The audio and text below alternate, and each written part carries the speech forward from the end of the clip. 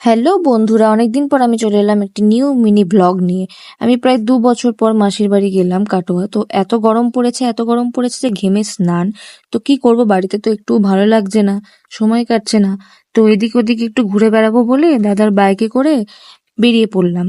তো প্রথম একটা কাজ ছিল, সেই কাজটা সেরে তারপরে আমরা ঠিক করলাম যে একটা রেস্টুরেন্টে যাব। তো কোন রেস্টুরেন্টে যাব? এইচএফসি বলে একটা রেস্টুরেন্ট আছে যেখানে স্ন্যাক্স জাতীয় খাবার বেশি ভালো পাওয়া যায়।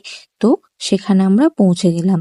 তো সেখানে আমরা অর্ডার দিলাম, চিকেন নাগেটস দিলাম আর ব্লু ওশিয়ান দিলাম। তো দুটোই খুব টেস্টি ছিল, ব্লু ওশিয়ানটা খুবই ভালো ছিল আর নাগেটসটাও। তো এইভাবেই আমরা এখানে একটুখানি সময় কাটিয়ে তারপরে লাস্টে কাটোয়া গঙ্গার ধারে গেলাম। গঙ্গার ধারে বসে কি শান্তিটাই না হলো, হাওয়াও বইছিল খুব সুন্দর। তো আজকের ব্লগটা এটুকুই। তোমরা কেমন লাগলো একটু জানিও, সাবস্ক্রাইব করে দিও চ্যানেলটা।